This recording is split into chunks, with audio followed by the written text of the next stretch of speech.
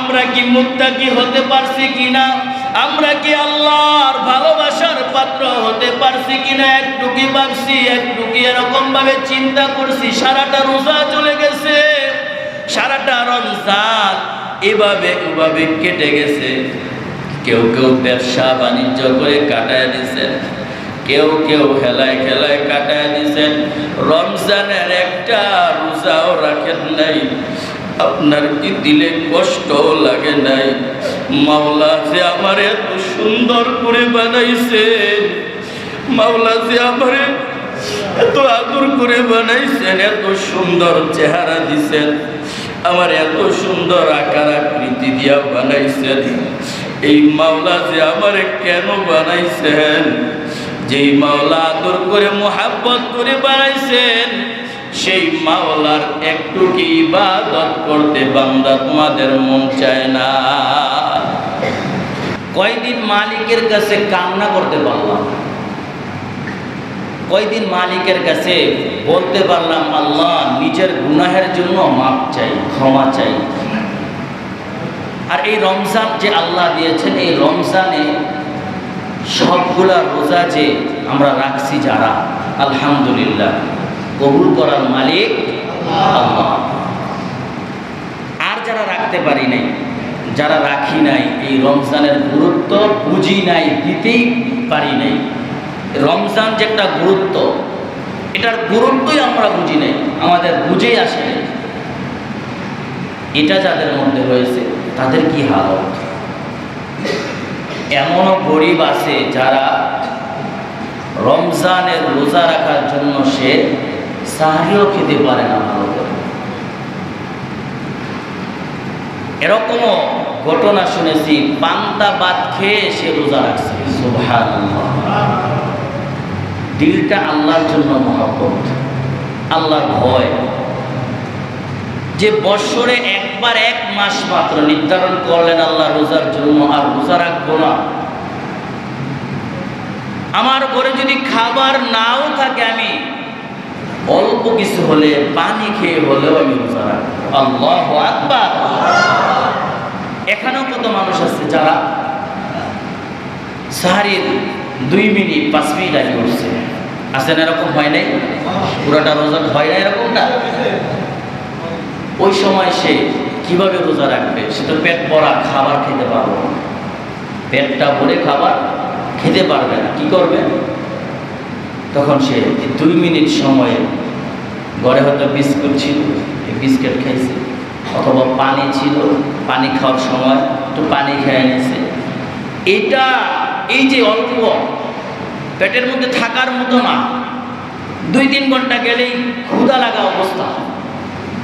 এরপরও ওই বান্দাটা পানি খাইয়া সারাদিন আল্লাহর জন্য রোজা রাখছে। সুবহানাল্লাহ। এটা হলো ঈমান। এই দিলের মধ্যে আল্লাহর মহব্বত, এই দিলের মধ্যে আল্লাহর ভালোবাসা, এটার নাম কি? ঈমান। এটার নাম কি?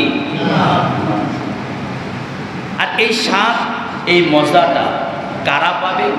যে সারাদিন যে না খায়া থাকবো, এটার একটা স্বাদ আছে, এটার একটা মজা আছে। আমি যে এত ব্যস্ততার পরেও এই 5 ওয়াক্ত নামাজ মসজিদে এসে পড়ি অথবা বাড়িতে পড়ি, কিন্তু নামাজ ঠিক রাখি, এত ব্যস্ততার পরেও এটা যে ঠিক রাখাটা, রমজানের রোজাটা এটাও রাখা, এই যে এগুলার একটা স্বাদ আছে আলাদা। এই স্বাদ শুধু ইমানদার মুমিন মুত্তাকি এই দিলের মধ্যে পায়। আল্লাহু আকবার বলেন। কেমন স্বাদ পায়? সে কয় মরে যাব, এরপরে রোজা ছাড়বো না।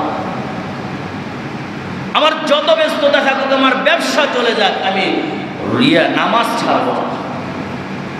কারণ এই দিলের মধ্যে মজা পাইছে। মুমিন এই দিলের মধ্যে কি পাইছে? মজা পাইছি। কারণ আল্লাহর মহব্বত, আল্লাহর ভালোবাসা তারে সমস্ত কষ্ট দূর করিয়া দেয়।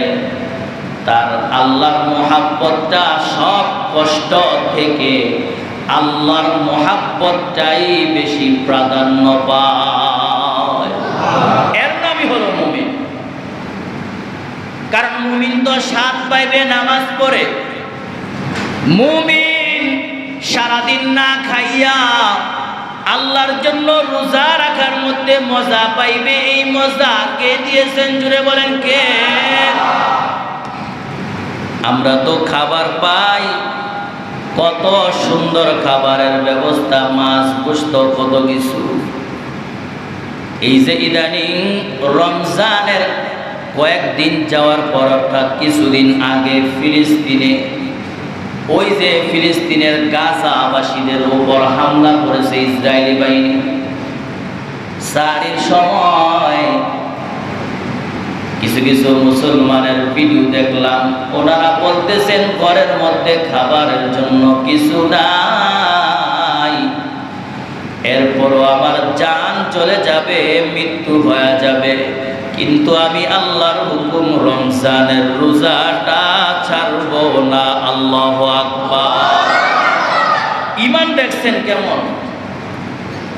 এজন্য আমরা সাহাবীদের ঘটনাতে শুনে থাকি তাদের ঈমান কেমন ছিল, ঈমান কেমন ছিল। কয় মৃত্যু হয়ে যাবে, কাফেররা আমারে কতল করে ফেলবে, ফাঁসিতে লটকাইবে, আগুনের মধ্যে পুড়ে ফেলবে, আমারে গরম পানির মধ্যে ফালায়া দিবে, এরপর ঈমান ছাড়ব না। কালিমা পড়েছি লা ইলাহা ইল্লাল্লাহ, এই কালিমাটার মজা আমি পাইছি, এই কালিমাটার মজা এমন বেশি পাইছি, এই কালিমাটা আমি এটার উপর অটল থাকার জন্য আমাকে যদি আগুনে পুড়ে ফেলা হয়, গরম পানির মধ্যে ফেলা দেওয়া হয়, আমার যদি গরম তেলের মধ্যে ফেলা দেওয়া হয়, এরপরেও ঈমান ছাড়ব না। আল্লাহু আকবার। নবীর সাহাবী আব্দুল্লাহ ইবনে হুযাফা রাদিয়াল্লাহু তাআলা আনহু, নবীর একজন এমন সাহাবী, ওই সময় মাত্র মুসলমান হয়েছে, এরপরে যুদ্ধের মধ্যে শরীক হয়েছে। হযরতে ওমরের জামানায় রোম সম্রাটের বিরুদ্ধে যখন যুদ্ধ লাগছে, হযরতে ওমর আমিরুল মুমিনিন ওই যুদ্ধের সেনা প্রধানদের প্রধান বানাইয়া, সেনাপতিদের সেনা প্রধান বানাইয়া হযরতে আব্দুল্লাহ ইবনে হুযাফাকে পাঠায়া দিয়েছেন রোম সম্রাটের বিরুদ্ধে যুদ্ধের জন্য। এরপরে আব্দুল্লাহ ইবনে হুযাফা তিনি নিজে আমির হইয়া সাহাবীদেরকে নিয়ে যুদ্ধের ময়দানে গেলেন, তাবিদেরকে নিয়ে যুদ্ধের ময়দানে গেলেন। যুদ্ধে যাওয়ার পর অল্প সময় যুদ্ধ করতেছেন, এর মধ্যে পুরা মুসলমান সৈন্য বাহিনীগুলা ধরা পড়ে গেছে, আটক হয়ে গেছে, বন্দী হয়ে গেছে।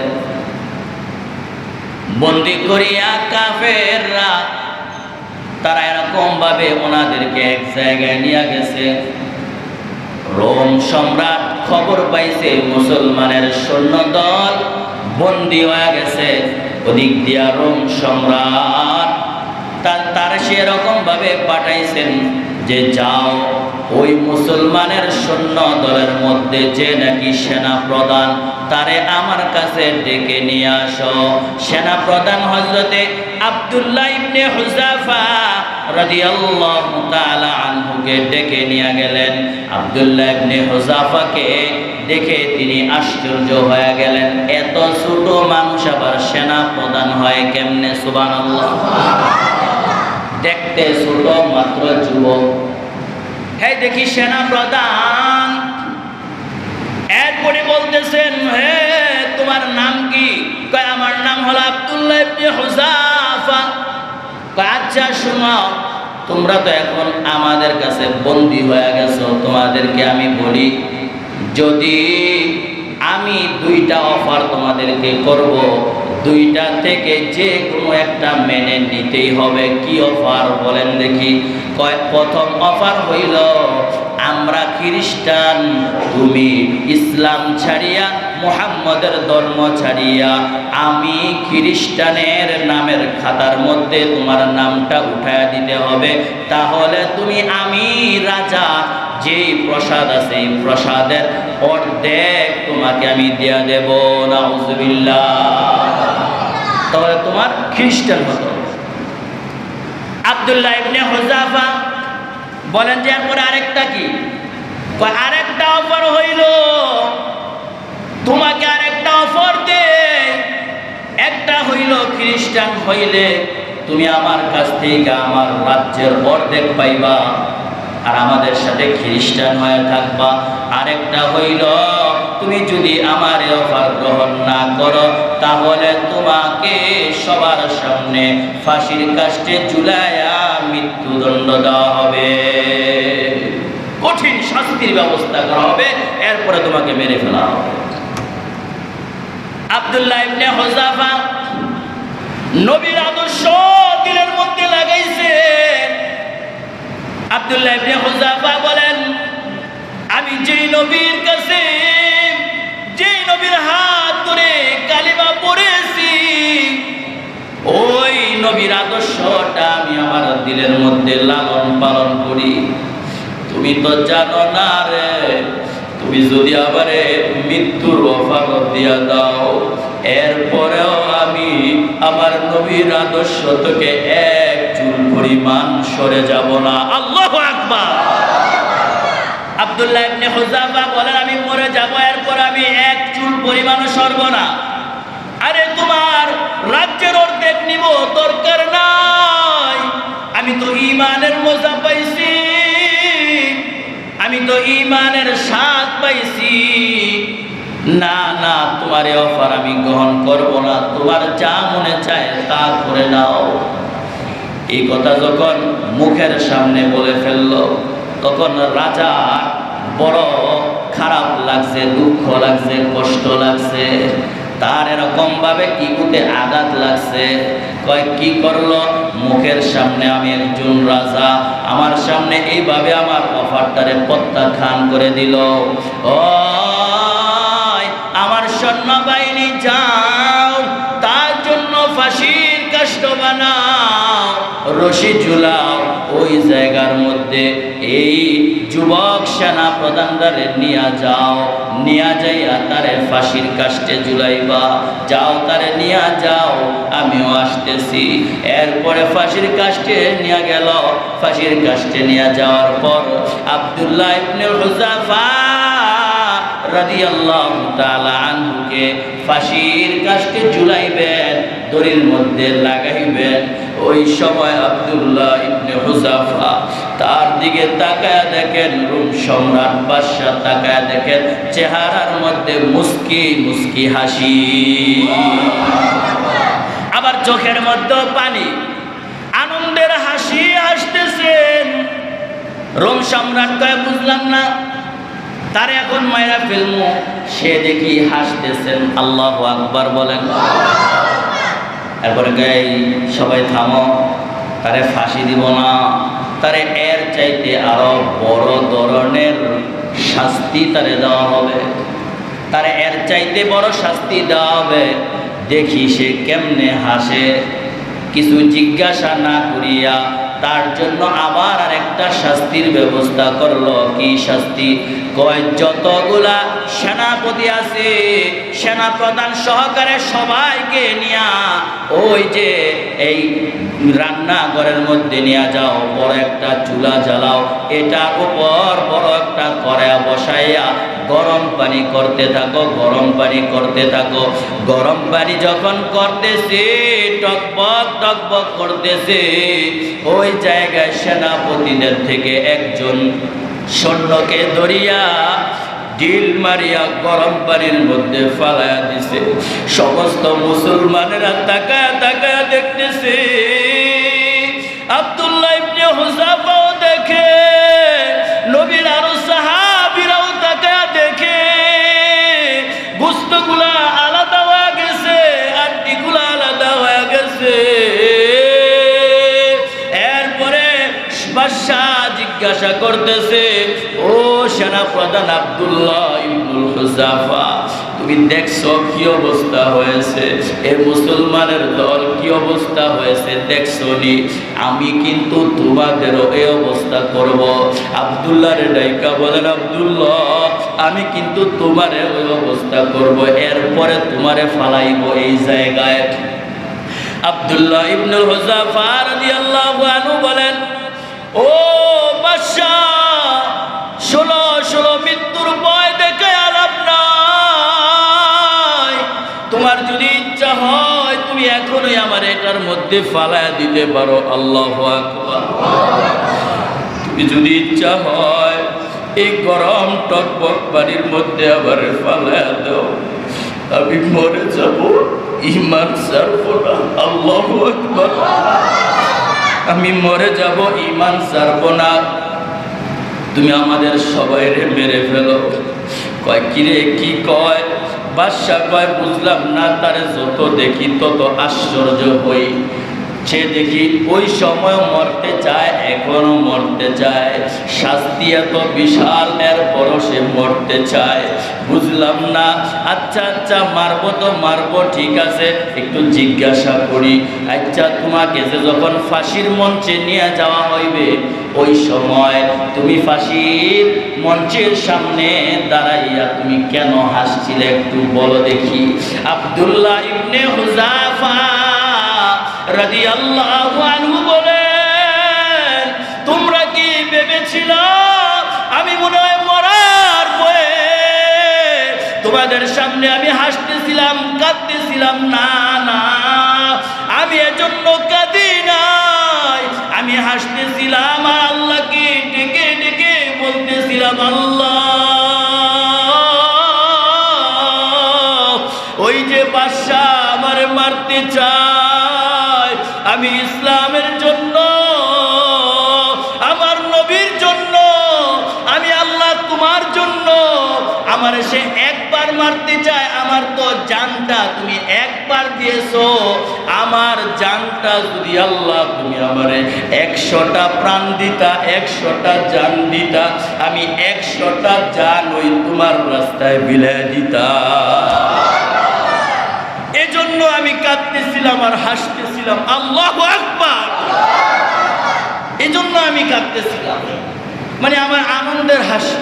আল্লাহ আমার তো একটা মাত্র জান দিলা, একটা মাত্র প্রাণ দিলা, আমার যদি 100টা জান দিতা, এই 100টা জান আমি তোমার রাস্তায় বিলি করে দিতাম। আল্লাহু আকবার। একবার মারতো আবার জীবিত করতা, আমার আবার প্রাণ দিতা, আমি আবার মরতাম, আমার আবার জীবিত করতা, আমি আবার তোমার জন্য, আমি আবার তোমার জন্য মরে যাইতাম। আল্লাহ এই ঈমানটা তোমাকে দিয়েছি, আমি আর কাউকে দেব না, মৃত্যু হয়ে যাবে, আমাকে শেষ করে ফেলবে, মাওলা তোমার জন্যই আমার ঈমান, তোমার জন্যই আমার ভালোবাসা, তোমার জন্যই আমার আস্থা। আল্লাহ আমি তোমাকে বড় ভালোবাসি, রসুলকে বড় ভালোবাসি। আল্লাহু আকবার। নবীর সাহাবীরা এই যে এত ঈমান কেন কেমনে হয়েছে? মরতে চায়, এরপর ঈমান ছাড়তে চায় না, মরতে চায়, ঈমান ছাড়তে চায় না। কত মুসলমান এমন আছে মরে যাবে, রোজাটা ছাড়বে না, কারণ ঈমান। আল্লাহ বলেন লাআল্লাকুম তাত্তাকুন, রোজাটা কেন দিছি রে বান্দা? যদি রোজা রাখো তাহলে আমি তোমাদেরকে মুত্তাকি বানায় দেব। আর খুবই আফসোস হবে, শেষ তো রমজান শেষ হয়ে গেছে, সামনের বার কি পাইবেন কি পাইবেন না জানেন কে? এই আফসোস যদি করতেন তাহলে তো আপনি রোজাগুলা রাখতেন, তাহলে তো আপনি নামাজগুলা পড়তেন। এই আফসোস যদি করতেন তাহলে আপনার দিলের মধ্যে আল্লাহর ভয়, আল্লাহর মুহাব্বত, রাসূলের মুহাব্বত আল্লাহ ঢুকায়া দিতেন। এজন্য আজকে শেষ জুমা, শেষ সপ্তাহ, এই বরকতময় জুমার সামনে পাবো না, রমজান চলে যাইতেছে। এই শেষ বরকতময় রমজান আমরা সামনের বছর পাই কি পাই না আল্লাহ জানেন। মরণের একটু যদি চিন্তা করি রে ভাই, কত মানুষ এরকম ভাবে ঈদের আগের দিনও মরে যায়, আছে নাকি নাই? ঈদের দিন সকালেও মানুষ মারা গেছে, এটাও আমার জানা আছে। সকালে ঈদ করবে, ঈদের জন্য প্রস্তুতি নিতেছে, কিন্তু তার জিন্দেগি শেষ হয়ে গেছে। এই যে মরণ থেকে যতই পালাও, মরণ তোমায় লইবে গিরি। আরে মরণ থেকে যতই পালাও, মরণ তোমায় লইবে গিরি। তুমি মরণ থেকে পালাইতে পারবা না। কেউ কি পালাইতে পারবা না কি বলো একটু? তাইলে মৃত্যুর আগে আগে আল্লাহর দরবারে দুইটা হাত তুলিয়া বলো না, আল্লাহ, রমজানের শেষ জুমাতে আল্লাহ তোমার কাছে হাত তুলেছি, আল্লাহ আমারে কিন্তু তুমি রমজানের পরেও নামাজ পড়ার তৌফিক দিবা, আমারে কিন্তু রমজানের পরেও ভালোদের সাথে চলার তৌফিক দিবা। আল্লাহ দুনিয়াতে কত কিছু করে কাটায় দিলাম, কত উল্টা পাল্টা করলাম, আল্লাহ এই জিন্দেগি একদিন শেষ হয়ে যাবে। সেদিন তো মাওলা, ও মাওলা, অনেক ভেবে চিনতে দেখলাম আল্লাহ দুনিয়াতেই তো কেউ কারো আপন হয়ে যায় না। বিপদে পড়লে সবাই দূরে সরে যায়, নিজের আপন ভাই দূরে সরে যায়, নিজের বাবাও দূরে সরে যায়। অনেক আগে একটা বন্যা হয়েছিল, বরিশালের একটা ঘটনা। বাবা বলতেছেন বন্যার মধ্যে একেবারে অবস্থা খারাপ, সবার একেবারে বুকের উপর পানি উঠে গেছে, সাঁতরাসাঁতরি করতেছেন, সাঁতরাইতেছেন। আর বাবার সাথে তার স্ত্রীও ছিল এবং সন্তান দুইটা ছিল। সন্তানগুলা বাবার কাঁধে ধরে, হাতে ধরে, বাবা অত সাঁতরায়, কেমনে বাঁচবে, কেমনে বাঁচবে। কিন্তু সন্তানগুলা বাঁচার জন্য বাবার কাছে আসে। ছোট ছোট বাচ্চাগুলা সাঁতার পারে না, বাবার কাছে আসে। কিন্তু বাবা যদি তাদেরকে বাঁচাইতে যায়, সে নিজেও শেষ হয়ে যায়, মরে যায়। এজন্য সন্তানগুলারে হাত দিয়া দূরে সরায় দেয়, বাম হাত দিয়া বামে সরায় দেয়, সামনে আসলে সামনের দিক দিয়ে সরায় দেয়। কারণ তার মনের ভিতরে ভয়, আমি তো মরে যাব, তারা মরে যাক, আমি বেঁচে থাকি, তাহলে বাবাও কিন্তু দুনিয়াতেই পর হয়ে যায়। অনেক ভেবে চিনতে দেখছি মাওলা, ওই কবর দেশে আপনি আল্লাহ ছাড়া আর কেহ আপন হবে না। মালিক গো, আপনারে আমরা আপন বানাইতে চাই, আপনারে আমরা বন্ধু বানাইতে চাই। আল্লাহ আপনি আমাদের জিন্দেগির গুনাহগুলা মাফ করিয়া দেন। মাফ চাইতে হবে আল্লাহর কাছে। তাহলে মাফ করবেন কে? জোরে বলেন না কে? কতদিনে গোপনে গুনাহ করছো, গোপনে গোপনে গুনাহ করছো, ঘরের লোক জানে না, স্ত্রী জানে না, সন্তান জানে না, বাবা জানে না, মা জানে না, কিন্তু জানেন কে? হযরতে মুসা আলাইহিস সালাতু ওয়াস সালামের জামানায় এরকম একটা পরিস্থিতি হয়েছে, অনেক দিন যাবত আর বৃষ্টি হয় না। এজন্য সবাই একটা মাঠের মধ্যে আসছে, নবী মুসার আদেশ পাইয়া যে মাঠের মধ্যে আসিয়া আল্লাহর কাছে দোয়া করবে, আল্লাহ আমাদের এলাকার মধ্যে বৃষ্টির কারণে এরকম ঘাস হইতেছে না, আমাদের বেড়াগুলা, ছাগলগুলা, গরুগুলা না খাইয়া আস্তে আস্তে দুর্বল হয়ে যাইতেছে, আমাদের সন্তানগুলারে দুধ খাওয়াইতে পারতেছি না, খাবার খাওয়াইতে পারতেছি না, আমাদের ফসল হয় না। এই জন্য আল্লাহর কাছে দোয়া করার জন্য সবাই মাঠের মধ্যে গেছে। মাঠের মধ্যে যাইয়া দোয়া করতেছে। নবী মুসা আল্লাহর কাছে হাত তুলেছে, আল্লাহ ও দয়ার মালিক, তুমি ওই আমার এই উম্মতগুলো এখানে বসে আছে, সবাই নিয়ে হাত তুলেছি, তুমি দয়া করো, তুমি আমাদেরকে বৃষ্টি দিয়ে আমাদের পুরো এলাকাটারে উর্বর জমি করিয়া দাও। দোয়া করতেছে কিন্তু বৃষ্টি হয় না। এরপরে আল্লাহ তাআলা নবী মুসাকে জানা দিলেন, ও নবী মুসা, শোনো শোনো, তুমি যাদেরকে নিয়ে দোয়া করতেছো, যে মানুষগুলো এখানে আছে, এই মানুষগুলার মধ্য থেকে এরকম লোক আছে যে নাকি বড় পাপিষ্ট, যে নাকি বড় বেবিচার, যে নাকি বড় জালেম। আমি আল্লাহর বড় নাফরমান বান্দা। ওই নাফরমান বান্দাটা যতক্ষণ এখানে থাকবে ততক্ষণ আমি তোমাদের দুয়ারে কবুল করব না। নবী মুসা কয়, আল্লাহ কি বিপদে ফালাইলা, কেমনে এখানে এত বড় মজলিস সেই কথা বলবো। আল্লাহ বলেন, মুসা, ওই নাফরমান যদি এখান থেকে না যায় তাহলে আমি বৃষ্টি দেব না। আল্লাহর নবী মুসা আলাইহিস সালাতু ওয়াস সালাম ঘোষণা করলেন পুরা বড় মজলিসের মধ্যে, এই কে আছো নাফরমান, আমার কাছে আল্লাহ ওহী পাঠাইছেন, আমাদের এখানে নাকি নাফরমান কোন বান্দা আছে, আল্লাহর বড় জালেম বান্দা আছে, যেগুলা নাকি এরকম গুনাহগার, যার কারণে আল্লাহ বৃষ্টি দেয় না, রহমত পাঠায় না।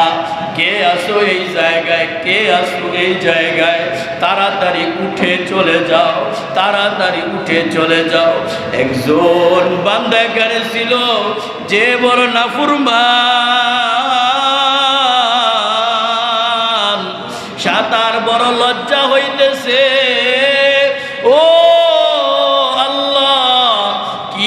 পরীক্ষায় ফেলাইলা, তুমি কি আমার উপর এত নারাজ হইছ, আমার উপর কি এত নারাজ হইছ? এত বড় মজলিসের মধ্য থেকে যদি আমি উঠে চলে যাই তাহলে তো সবাই বুঝে ফেলবে আমি গুনাহগার, আমার বড় লজ্জা হবে গো মাওলা, তুমি আমারে লজ্জিত কইরো না। ও মাওলা, আমি এখান থেকে উঠতে চাই না, তুমি আমারে মাফ কইরা দাও। এখানের মানুষগুলা কেউ জানে না আমি বড় গুনাহগার, কেউ জানে না আমি যে গুনাহগার। কত চিপায় চুপায় গিয়া গুনাহ করলাম, ঘরের দরজা বন্ধ করিয়া গুনাহ করলাম, রাস্তাঘাটে গুনাহ করলাম, কেউ দেখে নাই, আমি নিজে জানি। ও মাওলা, তুমি তো জানো। ও আল্লাহ, দুনিয়ার কোনো মানুষ জানে না, কিন্তু তুমি তো জানো। আল্লাহ, এই বড় মজলিসে তুমি আমারে গুনাহগার বলে ডাক দিয়া সবার সামনে লজ্জিত করো না। আল্লাহর কাছে এরকম ভাবে সে মনে মনে মনে মনে বারবার কান্না করে করে বলতেছেন, আল্লাহ আমারে মাফ কইরা দাও, আল্লাহ তুমি আমারে মাফ কইরা দাও, আমারে লজ্জিত করবা না।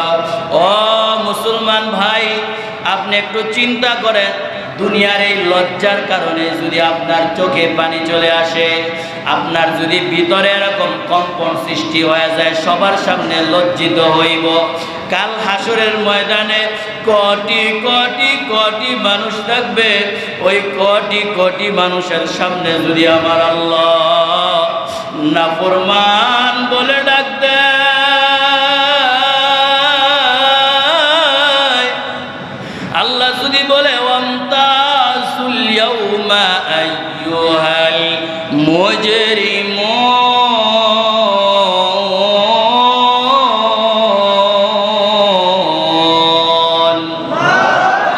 আল্লাহ যদি ওদিনকা বলে হে জালেমরা, হে নাফরমানেরা, তোরা আলাদা হয়ে যা, তাহলে ওই সময় যদি কোটি কোটি মিলিয়ন বিলিয়ন এই মানুষগুলার সামনে যখন আলাদা হয়ে যাবেন, লজ্জা কি লাগবে না আপনার? যদি ঈমান থাকে তাহলে একটু এখন থেকেই ভেবে নেন, দুনিয়ার মধ্যে যদি কারো সামনে কোনো অপমান করা হয়, লজ্জা দেওয়া হয়, তাহলে লজ্জা বড় লেগে যায়। আর আল্লাহর সামনে যদি সেদিন আল্লাহ কোটি কোটি মানুষের সামনে যদি আপনারে নাফরমান বেঈমান বলে ডাকে, সেদিন আপনি কিভাবে আল্লাহর সামনে মুখটা দেখাইবেন? এরপরে মুসা নবীর জামানায় ওই নাফরমান আল্লাহ রাব্বুল আলামিনের কাছে মাপ চায়, কান্না করে কাঁদতে কাঁদতে আমার আল্লাহর কাছে এমন ভাবে আল্লাহর পেয়ারা হয়ে গেছেন। আল্লাহ রাব্বুল আলামিন ওই বসা অবস্থায় সাথে সাথে বৃষ্টি দেওয়া শুরু করে দিয়েছেন। নবী মুসা বলেন, ও আল্লাহ, বুঝলাম না, তুমি আমারে বললা নাফরমান আছে, উইঠা না গেলে বৃষ্টি দিবা না, কিন্তু এখন দেখি বৃষ্টি দিয়া দিছ, বুঝলাম না কি ব্যাপার গো মাওলা। ও মাওলা, কি ব্যাপার? আমার মাওলা ডাইকা বলেন, নবী মুসা শোনো, আমার যেই নাফরমান বান্দাটা এই জায়গায় বসেছিল, যার কারণে আমি আল্লাহর রাগ করে বৃষ্টি বন্ধ রেখেছিলাম, ওই নাফরমানটায় এখানে বসে আমি আল্লাহর কাছে এরকম রুনাজারি করা শুরু করলো। আমি আল্লাহর কাছে বলতেছে, আল্লাহ মাফ করে দাও, লজ্জা দিও না। এরকম কান্না করে যখন বলতেছে, আমি আল্লাহর কুদরতি অন্তরে তার জন্য বড় মায়া হয়ে গেছে। মাফ করিয়া আমি আল্লাহ সাথে সাথে রহমতের বৃষ্টি দিয়া জমিন রে ভিজায় দিলাম। আল্লাহ তাআলা মাফ করতে পারেন না? এই রমজান ভাই মাপ চান, শেষ জুমা, শেষ সোম অথবা মঙ্গলবারে ঈদ হয়ে যাবে। এই আপনি রহমত, মাগফিরাত, নাজাত কি নিতে পারলেন, কি করলেন? এটা আপনি একটু ভাবেন, চিন্তা করেন। সামনে তো আরেকটা কদর আছে, কদর 29 রাত, কদরের রাত, যত বেজরের সব কদরের রাত। তো ওই যে কদরের রাত্র আছে, ওই রাত্রটাকে আপনি মূল্যায়ন করেন। আল্লাহ নবীর কাছে জিজ্ঞাসা করছেন হযরত আয়েশা সিদ্দিকা যে, ইয়া রাসূলুল্লাহ, যদি আমি কদর পাই তাহলে আমি ওই দিন কি দোয়া করব, কি আমল করব, আল্লাহর কাছে কি চাইব? আল্লাহ নবী বলেন, আল্লাহুম্মা ইন্নাকা আফুউন তুহিব্বুল আফওয়া ফাআফু আন্না ফাআফু আন্নি। হে আয়েশা, তুমি যেদিন বুঝবা এই কদর আজকে এরকম, তখন এই কদর আসলে পরে তুমি এই দোয়াটা বেশি পড়তে থাকো। আল্লাহ, আপনি হলেন ক্ষমাশীল, আপনি ক্ষমা করাটাকে আপনি পছন্দ করেন। মাওলা, এই জন্য আপনার কাছে আমি ক্ষমা চাই, আপনি আমারে মাফ করে দেন। আপনি যত ক্ষমাশীল, আপনি যত ক্ষমারে পছন্দ করেন, ক্ষমা করাটা আল্লাহ পছন্দ করেন। আল্লাহ, আপনি আমারে মাফ করে দেন। আল্লাহ, আপনি আমাদের সবাইকে মাফ করিয়া দেন, নিষ্পাপ বানায় দেন।